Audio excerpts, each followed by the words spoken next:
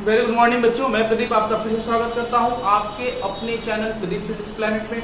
आ चुके हैं हम क्लास 11th के मोशन इन स्ट्रेट लाइन के पार्ट थर्ड में। बच्चों जो लोग पार्ट 1 और पार्ट 2 नहीं पढ़े हैं वो फटाफट से जा करके आपके लेक्चर्स 1 और 2 को फटाफट देख लीजिए ताकि हम आगे से लेक्चर को आसानी से समझ सके। देखिए बच्चों, लास्ट टाइम हम लोगों ने दूरी और विस्थापन पढ़ा था। एक क्वेश्चन भी मैंने दिया था जो विस्थापन के ऊपर था, डिस्टेंस भी निकालना था उसमें। तो क्वेश्चन कुछ इस तरीके से था कि एक सर्किल था, उस सर्किल में आपका जो पार्टिकल है या फिर बॉडी है वो ए से बी पर गया, बी से सी पर गया, सी से डी पर गया और डी से वापस से ए पर आया। तो ये कहानी थोड़ा क्लियर करिएगा। इसमें आपको निकालना था डिस्टेंस बच्चों, इसमें निकालना था डिस्टेंस। तो मैं बता दूं डिस्टेंस निकालना है और एक दूसरी बात निकालनी थी आपको, डिस्प्लेसमेंट क्या होगा इसमें। तो डिस्टेंस और डिस्प्लेसमेंट दोनों निकाल सकते हैं, उसके लिए बस आपको क्या पता होना चाहिए, रेडियस। तो बच्चों इसमें क्या था, ए से बी, बी से सी, सी से डी और डी से ए पर आ रहे हो तो आपने टोटल दूरी क्या तय कर ली इसकी बाउंड्री पर, और इस तरीके की बाउंड्री के मूवमेंट को हम लोग कहते हैं परिधि। तो वृत्त की परिधि निकाल लीजिए बच्चों। तो वृत्त की परिधि कैसे निकालिएगा, तो वृत्त की परिधि बच्चों होती है, परिधि होती है 2 पाई आर। तो 2 पाई आर की वैल्यू अगर आपको पता है तो आप फटाफट से इसको निकाल लेंगे। अगर ये ए से बी, बी से सी, सी से डी और डी से ए आ जाता है तो वापस से वहीं पहुंच गया जहां से इसने प्रारंभ किया था बच्चों। और अगर वो वहीं पहुंच जाता जहां से उसने प्रारंभ किया था तो इस समय इसका विस्थापन क्या होगा, इसका विस्थापन बच्चों हो जाएगा 0। ठीक है। सिमिलरली मैं इसमें और भी क्वेश्चन की कैटेगरी के बारे में डिस्कस कर ही देता हूँ।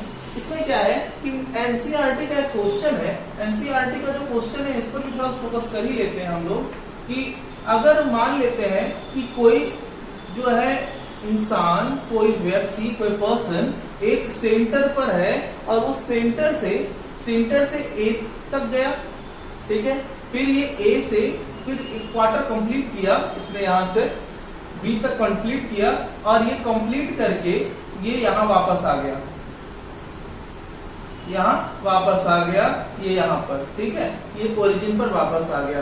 तो मुझे ये बताइएगा कि अगर ये फिलहाल के लिए O से चले, O से A पर गया, A से B पर गया, ठीक है, और वापस से वो O पर आ जाएगा तो इसका डिस्टेंस कितना होगा। तो मैं बता दूं बच्चों कि अगर इसका डिस्टेंस निकालना होगा तो आप इसका डिस्टेंस कैसे निकालेगा, दूरी कैसे निकालेगा।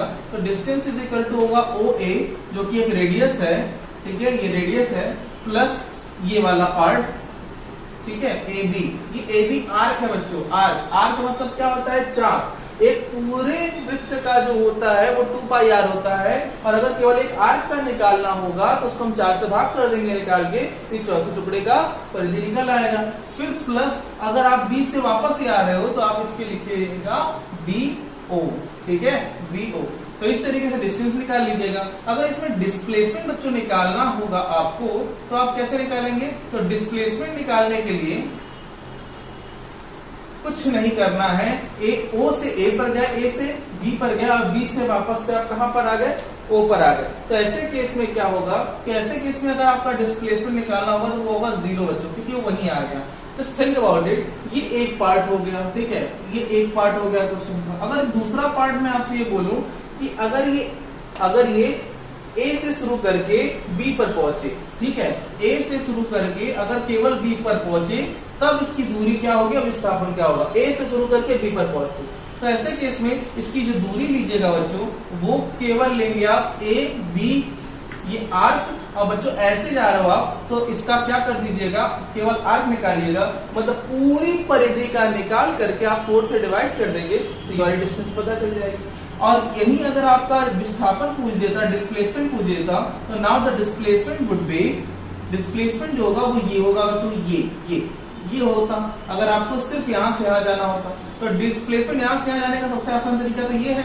तो ऐसे केस में ये कैसे निकालोगे, तो आपको ये निकालने के लिए आप जा सकते हो, ये वाला निकालने के लिए पाइथागोरस से केवल AB निकालना है, आर्क नहीं, केवल AB निकालना है। ये कैसे निकालेंगे, अगर मान लीजिए ये पता है R, ये पता है R, तो बेसिकली मैं बता दूं कि इसको आप पाइथागोरस से सॉल्व करके आप निकाल लीजिएगा और ये रूट में आएगा बच्चों। ठीक है, तो आएगा R√2। ठीक है, सॉल्व कर लेंगे तो आपको ये मिल जाएगा। ठीक, ये कहानी हो गई डिस्प्लेसमेंट और डिस्टेंस के बारे में। थोड़ी सी आज हम लोग बातों को और आगे लेके चलने वाले हैं और डिस्कस करने वाले हैं वेग और चाल, ठीक है। तो स्पीड तथा वेलोसिटी, ठीक है, स्पीड एंड वेलोसिटी, इसको स्पीड कहते हैं बच्चों और इसको कहते हैं वेलोसिटी। क्या डिफरेंस है पहले समझने का प्रयास करें। जितना डिफरेंस आप डिस्टेंस और डिस्प्लेसमेंट पे बता सकते हैं उतना ही डिस्टेंस आप स्पीड और वेलोसिटी में भी बता सकते हैं। देखिए चाल आपने अक्सर सुना हुआ है, अगर कोई पर्सन साइकिल चला रहा है, बाइक चला रहा है और दौड़ रहा है तो उससे एक क्वेश्चन जरूर पूछा जाता है कि आप किस रेट से चल करके, भाग करके, दौड़ करके आए हैं। तो उसमें वो जवाब आता है आपका कि मैं 4 किलोमीटर प्रति घंटा की रफ्तार से, 8 किलोमीटर प्रति घंटे की रफ्तार से, 10 किलोमीटर प्रति घंटे की रफ्तार से आ रहा हूं। मतलब दैट इज स्पीड, जो आपको वैल्यू बताई जाती है प्रति घंटे की दर से। तो ना तो चाल क्या है? तो चाल किसी वस्तु द्वारा एकांक समय में चली गई दूरी वस्तु की चाल कहलाती है। ठीक है ना बच्चों, वस्तु की चाल कहलाती है। लीजिए ये डेफिनेशन हो गई। मतलब एक यूनिट में, एक सेकंड, एक मिनट, एक घंटे, किसी एक यूनिट में कितना डिस्टेंस तय करती है उसे हम वस्तु की चाल कहेंगे। तो आइए, अगर मैं ये बात करूं कि अगर कोई पर्सन ए से बी और बी से सी तक पहुंचा, ठीक है, तो ए से बी, बी से सी तक पहुंचा, तो इसने यहां से यहां तक जाने में D1 और यहां से यहां तक जाने में D2, ठीक है, तय किया। तो बेसिकली मैं बात कर सकता हूं कि जाने में कुछ समय लगा होगा, तो कुछ समय में यहाँ पे मान लीजिए T1 समय लगा, यहाँ पे मान लीजिए T2 समय लगा, ठीक है। अगर वो सेम चाल से चले, चाहे किसी डिफरेंट चाल से चले, तो अगर दूरियां अलग अलग है, समय अलग अलग लगेगा। पहले तो मैं इसकी डेफिनेशन क्लियर कर दूं। तो इसका बच्चों चाल का परिभाषा क्या बन गया? चाल V = हो जाएगा ds। s मतलब क्या हो गया? s मतलब दूरी हो गई, ठीक है, कुल दूरी बटे में कुल समय, मतलब total distance s upon total time t। ठीक, इस तरीके से। अगर मैं बात करूं औसत चाल की, औसत चाल किसे कहते हैं? तो औसत चाल का मतलब क्या हो जाएगा कि किसी वस्तु के द्वारा तय की गई कुल दूरी तथा कुल समय का अनुपात, उसकी औसत चाल कहलाएगी। तो एवरेज वेलोसिटी AB लिख दीजिएगा बच्चों यहाँ पे, AB हो जाएगा D1 plus D2 by T1 plus T2। ये हो गया। एक बात ध्यान दीजिएगा, इसमें कुल दूरी है और कुल समय है। मतलब ये है कि आप कहीं से भी कहीं जाइए, इसकी दिशा से कोई लेना देना नहीं है, जिसमें दिशा का बोध नहीं होता, केवल मतलब परिमाण चाहिए। ऐसे राशियां क्या होती हैं? यह एक क्या होगी? अदिश राशि होगी। बात क्लियर हो रही है? ये अदिश राशि है जिसमें दिशा का ज्ञान बोध नहीं है, अदिश राशि है। अदिश राशि है तो अदिश राशियों की कहानी क्या है? ये क्या हो सकता है? पॉजिटिव हो सकता है, ठीक है, और क्या होता है? और ये जीरो हो सकता है बच्चों, जीरो, ठीक है, मतलब वस्तु क्या हो सकती है? रेस्ट में हो सकती है, जीरो हो सकता है। तो इस तरीके से चाल की परिभाषा हो गई और औसत चाल की हो गई। अब बात करेंगे हम लोग वेग के बारे में। वेग का मतलब क्या है? अगर वेग के बारे में बात की जाए तो आपको विस्थापन का ज्ञान होना चाहिए। विस्थापन का मतलब क्या होता है बच्चों? एकांक समय में वस्तु के द्वारा तय किए गए विस्थापन, एकांक समय वस्तु के द्वारा तय किए गए लघुत्तम लंबाई या विस्थापन के मान को वस्तु का वेग कहते हैं। ठीक है, तो आइए किसी वस्तु के द्वारा एकांक समय में तय की गई दूरी, तय की गई दूरी हटा करके क्या लिख देंगे आप? विस्थापन। एकांक समय में तय किए गए विस्थापन को वस्तु का वेग कहते हैं। वस्तु का वेग कहते हैं। ठीक है, तो विस्थापन को बच्चों आप ऐसे लिख सकते हैं। तो यहाँ पे v इज इक्वल टू, यहाँ विस्थापन दिखाना है तो उस पर वेक्टर लगा दीजिए। ये वेक्टर लग गया तो ये बताता है कि एक्चुअली आपकी स्थिति क्या है। अगर आप आगे गए तो आगे से आप कहाँ गए? पूर्व में गए, पश्चिम में, मतलब एग्जैक्टली आपकी डायरेक्शन का बोध होता है विस्थापन में। और बटे में टू है टाइम, तो एक अदिश राशि है। अगर ये सदिश है, सदिश को अदिश से भाग भी करेंगे तो वेक्टर क्वांटिटी मतलब दिशा का तो बोध हो ही जाएगा हमको। तो ये बात क्लियर कर लीजिएगा कि वेग मतलब वेलोसिटी का डायरेक्शन वही होगा जो विस्थापन का होता है। अगर विस्थापन अंतिम मतलब पूर्व दिशा में है तो आपका जो वेग की दिशा होगा वो भी पूर्व होगा, ईस्ट होगा। ठीक है, याद करिएगा। यह कौन सी राशि है? यह एक सदिश राशि है जिसमें डायरेक्शन पता चलता है। ठीक है, सदिश राशि। ठीक है, ये सदिश राशि है तो इसलिए यह क्या हो सकता है? यह पॉजिटिव धनात्मक कॉमा लिख सकते हैं आप बच्चों वर्ड में, यह धनात्मक, यह धनात्मक, ऋणात्मक या फिर शून्य हो सकता है। ठीक है, ये बात ध्यान में रख लीजिएगा। क्लियर? तो सदिश हो गई। अगर मैं इसकी यूनिट के बारे में बात करूं बच्चों तो चाल की और वेग की दोनों की यूनिट बच्चों एक ही होती है। डिस्टेंस या डिस्प्लेसमेंट मीटर में ही होगा और ये प्रति सेकंड। तो इसका जो मात्रक होता है मीटर प्रति सेकंड। और बच्चों इसकी रीमा हम लोग अभी पढ़े थे और निकाल भी रखे थे डायमेंशन। तो इसका डायमेंशन हो जाएगा बच्चों, इसका होता है एल और इसका होता है टी। टी बच्चों ऊपर आएगा तो हो जाएगा एल टी माइनस 1। ये इसका डायमेंशन हो गया कंप्लीट। बात समझ आ गई?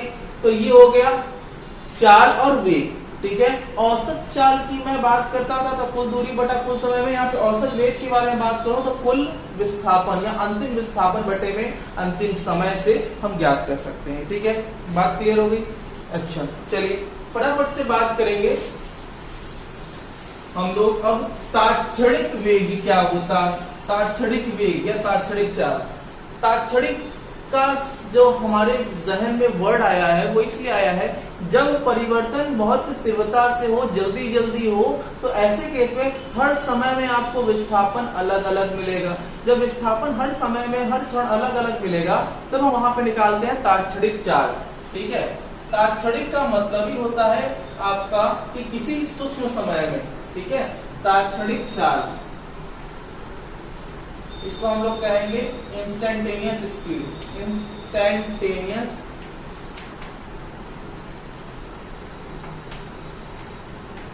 स्पीड क्या है बच्चों, आइए समझने का प्रयास करें। अगर मान लेते हैं कि मेरे पास कोई पिंड है और वो हर टाइम में अपनी डिस्टेंस को चेंज कर रहा है, तो अगर वो बहुत जल्दी जल्दी चेंज कर रहा है तब किसी क्षण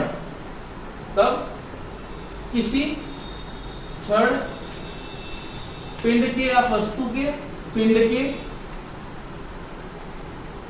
सूक्ष्म समयांतराल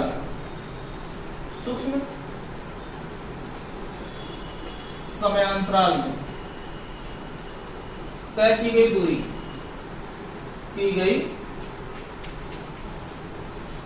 दूरी क्या कहलाएगी?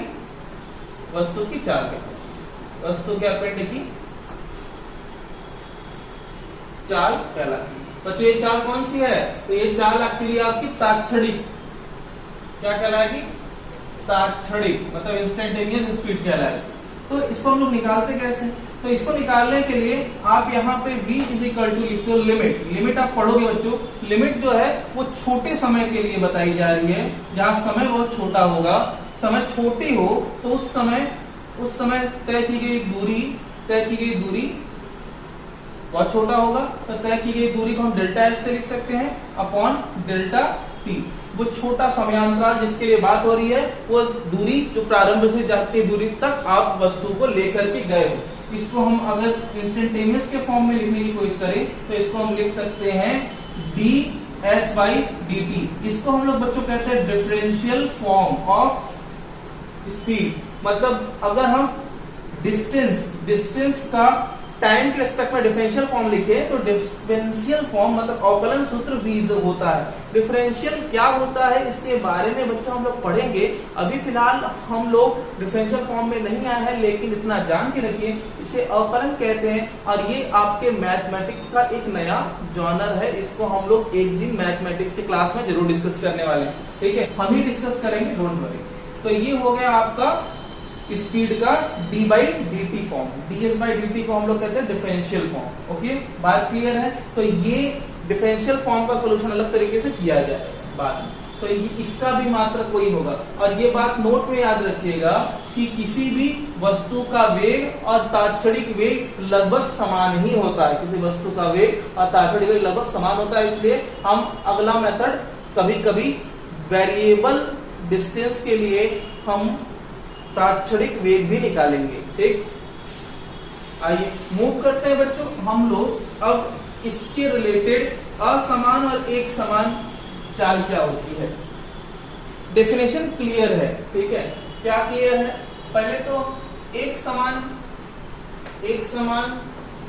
चाल क्या होती है ये डिस्कस करेंगे, फिर उसके बाद बात करेंगे असमान चाल क्या होती है, ये क्या होता है, ठीक है, मतलब नॉन यूनिफॉर्म स्पीड क्या होती है।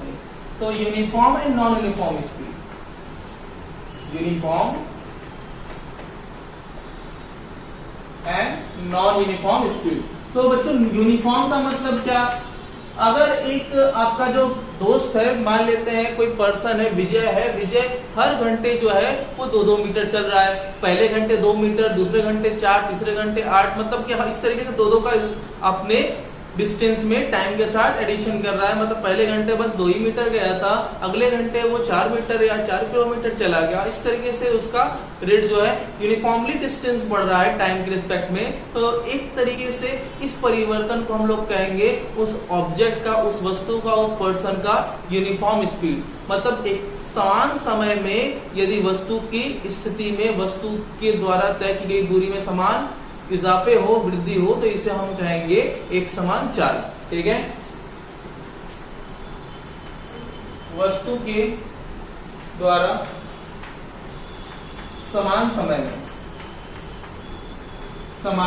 समय में तय की गई दूरी वस्तु की एक समान चाल कहलाती है, एक समान चाल कहलाती है। ठीक है, ये डेफिनेशन समझ में आ गई। मतलब हर बार एग्जैक्टली सेम तरीके से बढ़ रहा है। लेकिन अगर मैं असमान के बारे में बात करूं, ठीक है, असमान, अच्छा एक इसका एग्जांपल मैं बता दूं कि घड़ी का नीडल, घड़ी के सुई की जो गति होती है, घड़ी के सुई की गति कभी जल्दी कभी कम नहीं होती, वो एग्जैक्टली सेम होती है। ठीक है, चलिए आपने ये फैन अगर यूनिफॉर्मली, मतलब फैन अगर एक आपने फिक्स कर दिया तो फैन अगर घूमती रहेगी तो उसकी भी गति क्या कहलाएगी, एक समान गति कहलाएगी। ये बात समझ में आ गई। अब मैं बात करूं असमान चाल क्या होता है। अगर हम एक समान के बारे में जानते हैं तो असमान के बारे में भी जानते हैं। कैसे? अगर कोई वस्तु, समय तो सबके लिए समान है, अगर समान समय में वस्तु के द्वारा चली गई दूरी जो है वो नियमित ना हो, अनियमित हो, ठीक है, तो यहाँ पर डेफिनेशन क्या हो जाएगी, वस्तु के द्वारा समान time interval, same time interval में, समान समय में तय की गई दूरी अनियमित हो, मतलब फिक्स ना हो, अनियमित हो,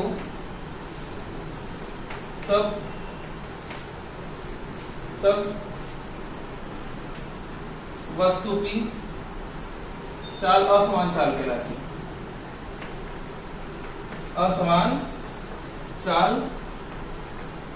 कहलाती है। ठीक है, फॉर एग्जाम्पल असमान में कोई भी हो सकता है। आप ही चल रहे हो, चलते चलते हर टाइम आप कुछ सोचते हुए चल रहे हो, या फिर किसी भी तरीके से आपकी एनर्जी धीरे धीरे कम हो रही है, बिना कुछ सोचे अगर रैंडमली अगर मूव कर रहे हैं तो इस तरीके की गति क्या होगी, वो कभी ज्यादा कभी कम डिस्टेंस तय करेगी। टाइम तो सबके लिए समान बीतता है, तो इस तरीके की गति क्या हो जाएगी, असमान चाल कहलाएगी। ठीक है, बात समझ में आ गई। अब हम लोग थोड़ा ग्राफ पर फोकस करेंगे। ठीक है, तो आइए नेक्स्ट टॉपिक होगा एक समान तथा असमान गति के कर्व क्या होंगे। ठीक है, तो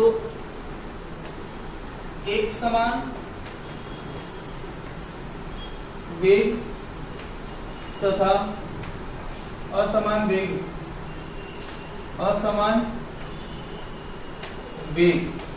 के वक्र।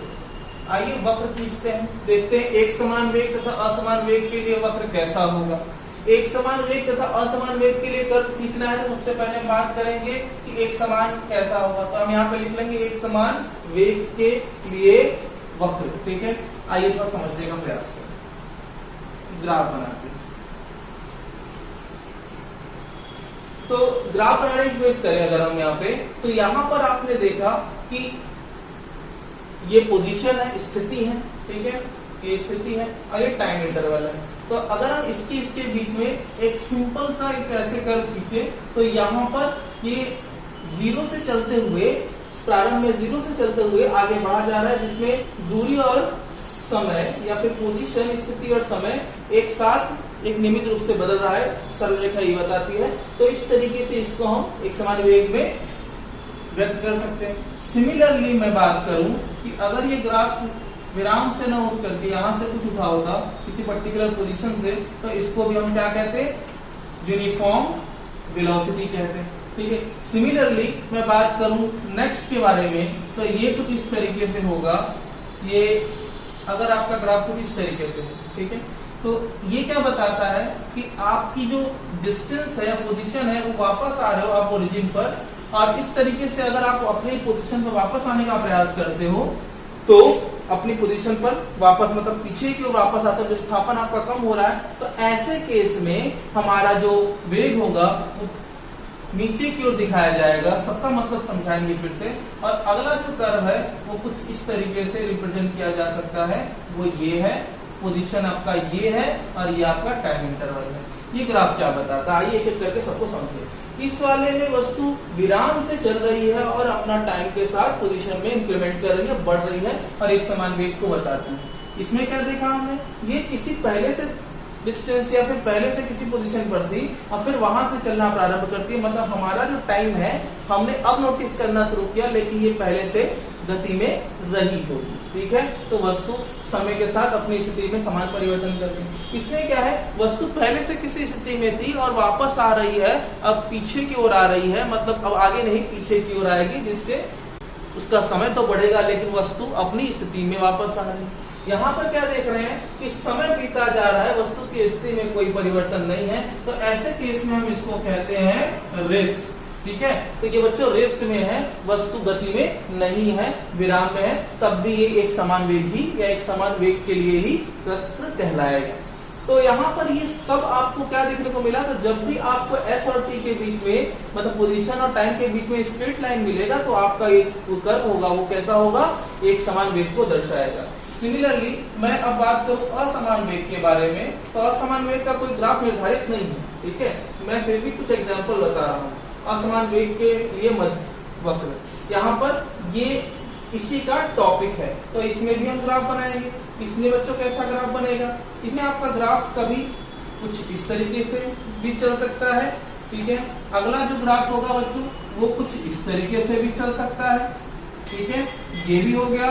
फिर अगला जो ग्राफ होगा बच्चों वो आपका किसी ऐसे ढाल को भी फॉलो कर सकता है, और इससे भी अगला जो ग्राफ होगा वो आपका कुछ इस तरीके से भी फॉलो हो सकता है। तो ये जो इतने कर्व आप देख रहे हैं वो सारे कर्व किसी न किसी तरीके से फिक्स नहीं है, बदल रहे हैं। क्या बदल रहा है, पहले में आते हैं बच्चों, पहले वाले ग्राफ में वस्तु जरूर विराम से चली है, लेकिन पहले ऊपर कम जा रही थी, समय ज्यादा कवर हो रहा था। अब समय कम में ये तेजी से ऊपर भाग रहा है, मतलब कि निर्धारित नहीं था कि पहले धीरे चला है या बाद में तेज होने वाला है। यही चीज यहाँ पे अगर मैं देखूं तो यहाँ पे भी वही कहानी है, पहले टाइम धीरे धीरे था और पोजीशन तेजी से बदली, फिर बाद में टाइम ज्यादा हो गया, पोजीशन जो है वो कम हो गई, मतलब यहाँ पे निर्धारित नहीं था। यहाँ पे भी देखिए वस्तु वापस आ रही है, लेकिन पहले तेजी से अगर वापस आई और फिर उसके बाद टाइम जो है वो ज्यादा लेने लगी,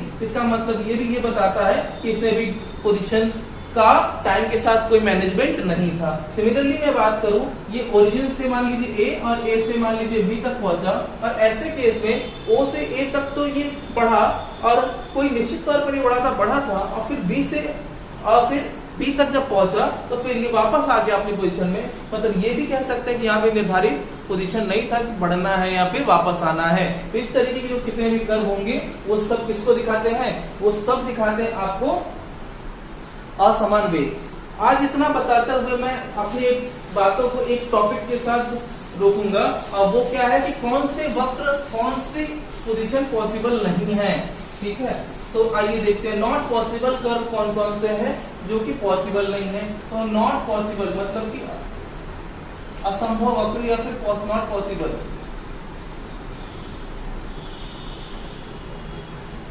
स्टार बना लेंगे, ठीक है, और इसमें आप लिख सकते हैं नो।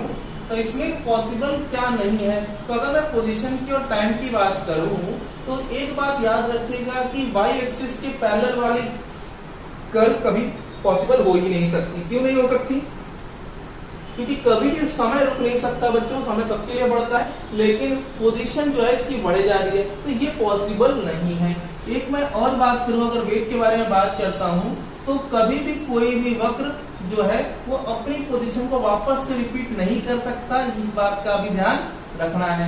क्यों नहीं कर सकता? क्योंकि एक ही टाइम पर अगर कोई कर्व अपने दो पोजीशन को दिखाता है तो ये भी पॉसिबल नहीं है। ये कर्व किसी भी तरीके का हो सकता है, लेकिन याद रखिए ये ऐसे कर्व कभी पॉसिबल नहीं होंगे जो एक ही टाइम पे दो पोजीशन को दिखाए। ठीक है, ये भी कर्व पॉसिबल नहीं है, अपने एक ही टाइम पर दो पोजीशन को दिखा रही है, ये भी पॉसिबल नहीं है। इस तरीके से आप ध्यान में रखिएगा, अगर टाइम वाली एक्सिस पर अगर कर्व रिपीट हो जाती है तो ऐसे कर्व कभी भी नहीं होंगे, क्योंकि आप एक ही टाइम पर, मतलब अगर इस टाइम पर बात करते हो तो या तो आप यहाँ पे रहेंगे या तो आप यहाँ पे रहेंगे, तो इट्स इम्पॉसिबल। ठीक है, तो आज हम लोगों ने असमान चाल, असमान और एक समान चाल को समझा, और जितने भी कर्व हो सके एक समान वेग असमान वेग उसको भी देख लिया है। बच्चों अगले क्लास में हम लोग पढ़ेंगे त्वरण क्या होता है, और त्वरण से रिलेटेड हम लोग टॉपिक को डिस्कस करेंगे इसी तरह। तब तक के लिए बने रहिए, अगले लेक्चर का वेट करिए, पढ़ाई करते रहिए, नोट्स बनाते रहिए, अपना ख्याल रखिए। जय हिंद।